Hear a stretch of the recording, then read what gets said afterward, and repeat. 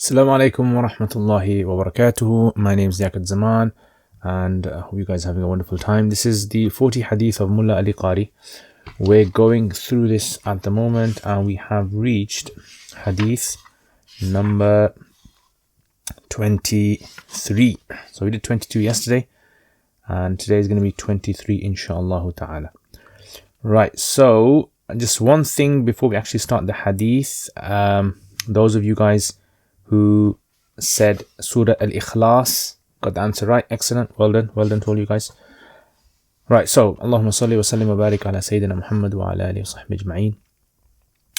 وعن ابن عباس رضي الله تعالى عنهما قال من قرأ القرآن ولم يرد إلى أرض العمر لكي لا يعلم بعد علم شيئا وذلك قوله عز وجل ثم رددناه أسفل سافلين إلا الذين آمنوا قال إلا الذين قرأوا القرآن رواه الحاكم وقال صحيح الإسناد. He says, Ibn Abbas radiallahu anhu narrates, whoever recites the Quran will not fall to the vilest state of life, that after knowing somewhat they may know nothing. This is related to the word of Allah, we cast him to the lowest of the low, except those who believed. He said, except those who recited the Quran, related by Hakim, and its chain is authentic. Right, so this is another hadith that we have over here, and this hadith I have to explain it a little bit over here, inshallah. So I'm going to try to do the explanation, because this is one of those hadith where, like the previous one, if you remember, I had to do a bit of background explanation to explain this. Right, so this hadith, Allah subhanahu wa ta'ala has sent down the Quran to the Prophet sallallahu alaihi wasallam. And the Prophet Muhammad sallallahu alaihi wasallam, he taught the Quran to his companions. And there were many companions, and amongst them was a very bright companion. He was very young. His name was Ibn Abbas. Ibn Abbas, actually English as well. Ibn Abbas was, at the time when the Prophet ﷺ actually passed away, he was roughly about the age of 12. So you can imagine, he was very young, 12 years old. And he learnt a lot from the Prophet ﷺ, but he learnt a lot from his companions as well. So because he was very young, he didn't get a chance to learn directly from the Prophet ﷺ. He learnt more after the Prophet ﷺ passed away from other companions. So Ibn Abbas, the Prophet ﷺ had said about him, he said, "Oh Allah," he said, "give Ibn Abbas understanding of the Quran." Understanding of the Quran. So Ibn Abbas was known as the Mufassir of the Quran. He was someone who was an expert in the Quran. So Ibn Abbas, he says that a person who reads the Quran, so let's say there's a person, he said this person who reads the Quran, this person will actually be saved from what they know as Ardhal al-Umr. Ardhal al-Umr is where a person reaches an age in which they are incapable of taking care of themselves.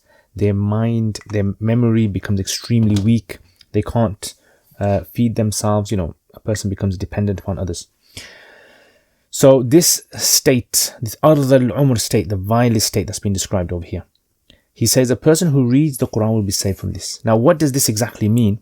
Because some of these scholars have raised the question and said, well, it can't mean, he can't have meant by this that a person who reads the Quran will never ever have mental problems, or will never reach this age where they will have dependencies. So he says, what does this actually mean? So they say what this means is that a person who reads the Quran will be spiritually saved from this. Spiritually, that person will not reach this age in which that person will lose all of their ability and leave Islam. But a person who reads the Quran, Allah will preserve their faith, preserve their iman and their deeds. The iman and their deeds will all be preserved by the benefit of a person reading the Quran. And what does he mean by reading the Quran? Reading the Quran means reading and acting on the Quran. So a person who reads the Quran and a person who acts upon the Quran will get this reward. So this will be by a person who reads the Quran and acts upon the Quran. But the hadith does not mean that a person who reads the Quran will be protected from any physical illness in old age. So physical illness of old age. Now this ayah or this hadith does not mean that. Because we know in the past there were many scholars who were experts in the Quran, experts in Islam, but they still reached an old age, and unfortunately they also had problems in their physical bodies and in their mind as well. And many of them lost their memories, many of them became extremely dependent and had many sort of illnesses as well. So this is a very important thing that we have to understand, is that whenever we look at any statement of any of the Prophet ﷺ or the companions, we always have to understand the context behind it. Context is extremely important ingredient when it comes to understanding a hadith. Sometimes what can happen is we may listen to a hadith and we may come out with our own understanding of this hadith, but that own understanding of the hadith might be very incorrect, might be a totally incorrect understanding, and therefore we have to try and contextualize it. And how do we contextualize it? Very, very easy.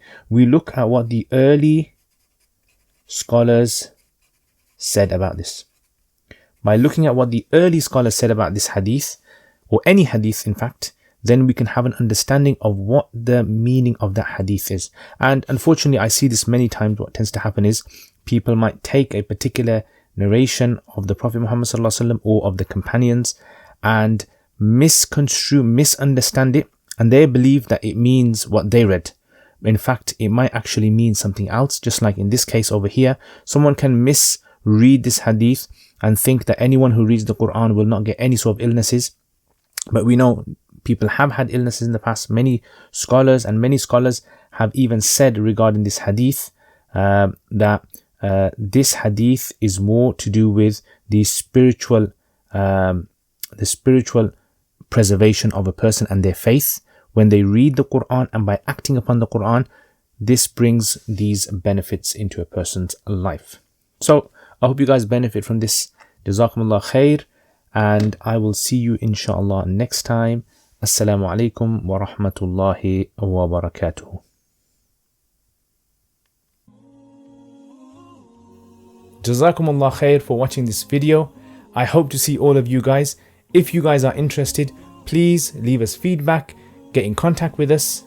Assalamu alaikum wa rahmatullahi wa barakatuh. Jazakumullah khair guys, for all of your support.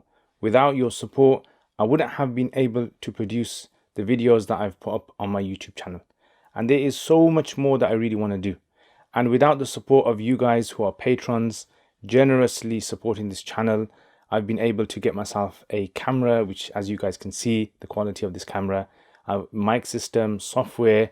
I've been able to hire an editor. So what do I want to do? I want to make lots and lots and lots of more videos for beginners, for intermediate, advanced, in the subjects like Arabic and fiqh and hadith and tafsir and aqidah and all those other things as well. And for this to happen, again, this channel needs support. So if you guys want to become patrons and support this channel, then check out the link below. Also, if you do become patrons, you'll have access to videos that I don't put up on my normal YouTube channel. So check that out, inshallah. And there's most other perks as well that you guys can benefit from. And if you want to access this channel through social media, we've got Twitter, we've got Instagram, Facebook page, and other things as well that you can visit. So Jazakumullah khair again guys. Thank you very much for your support. Assalamu alaikum wa rahmatullahi wa barakatuh.